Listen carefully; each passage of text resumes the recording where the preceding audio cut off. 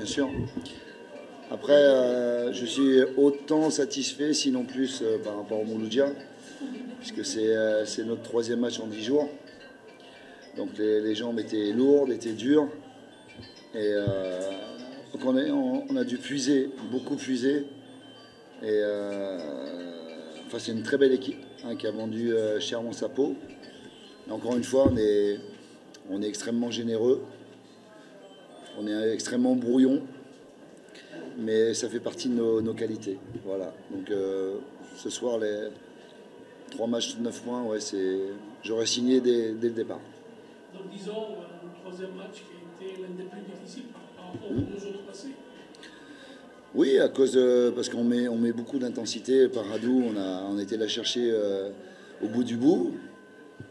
Mouloudia, on a fait énormément d'efforts offensivement et défensivement. Et puis arrive ce troisième match où, voilà, même si on sait que l'adversaire vendra chèrement sa peau, mais un adversaire qui nous attend, il faut bouger, il faut créer, il faut faire des fausses pistes et on n'avait pas forcément les jambes ce soir. Mais je tire un grand coup de chapeau aux joueurs parce qu'ils sont extrêmement généreux. Et je voudrais aussi tirer, avant que j'oublie, parce que je suis capable d'oublier, remercier le public. Voilà. C'est impressionnant quand vous rentrez dans l'enceinte où il y a tout le monde. Et franchement, j'aurais bien aimé avoir 20 ans de moins pour pouvoir jouer ici. Mais est-ce que vous n'avez pas l'impression que la victoire du Mondial, ça a été une sorte de décompression? Si vous avez eu affaire à ça? Non, sincèrement, je pense pas, parce qu'on en a parlé dès le mardi.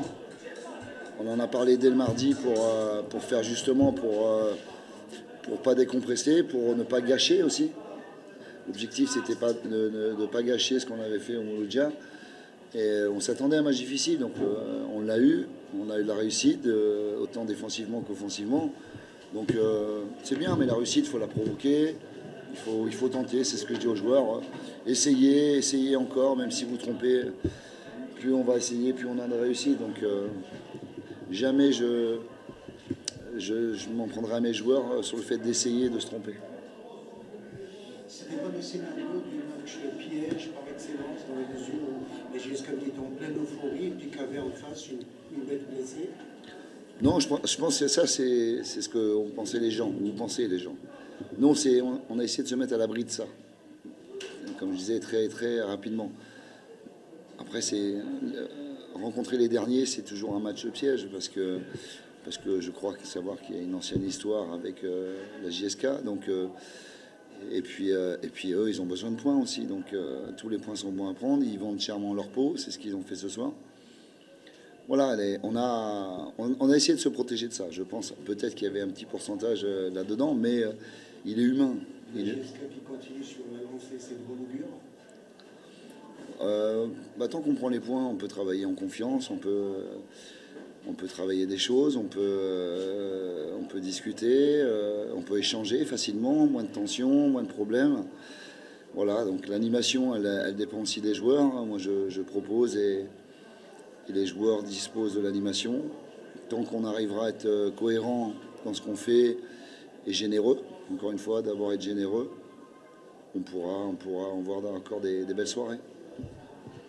Coach, si on peut dire un petit peu, pour revenir, c'est un petit peu un match similaire à celui du PAC. Est-ce que vous n'avez pas l'impression aussi qu'en première mi-temps, votre équipe n'était pas tellement bien montrée, surtout que, je vous ai dit, il y a eu des compressions, et puis aussi cette fois-ci, est-ce que les consignes données ont été respectées? Le problème, c'est qu'encore une fois, vous avez affaire à une équipe qui joue très bas, d'accord, donc qui bloque les espaces. Et vous savez comme moi, il y a des joueurs de ballon, des joueurs qui aiment le ballon, d'accord.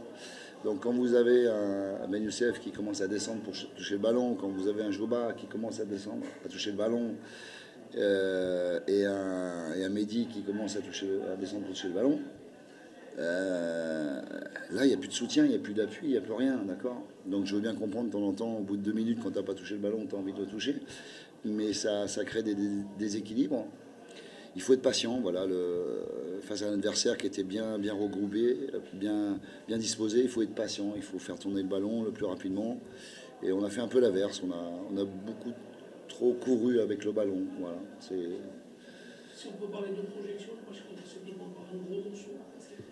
Ouais, c'est un très gros. Mais il joue ce soir, je crois, c'est ça? Oui, c'est un gros morceau, hein, mais franchement, on a besoin de récupérer parce que là, ça commence à bien tirer et on a vraiment besoin de récupérer. Donc, on va mettre à profit ces quelques jours pour se faire une santé physique et une santé mentale. Voilà. Donc, finalement, vous avez tellement cru en Uche qu'aujourd'hui, vous le rendez.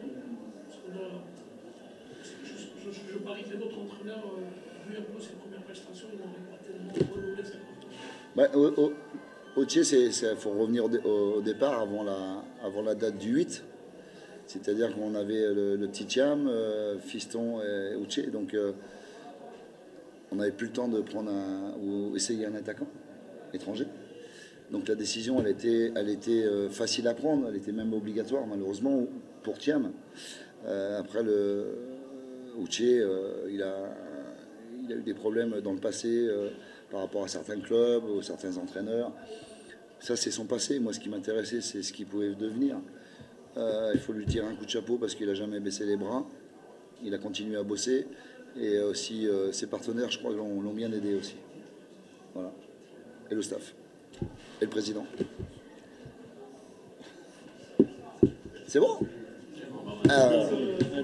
Merci.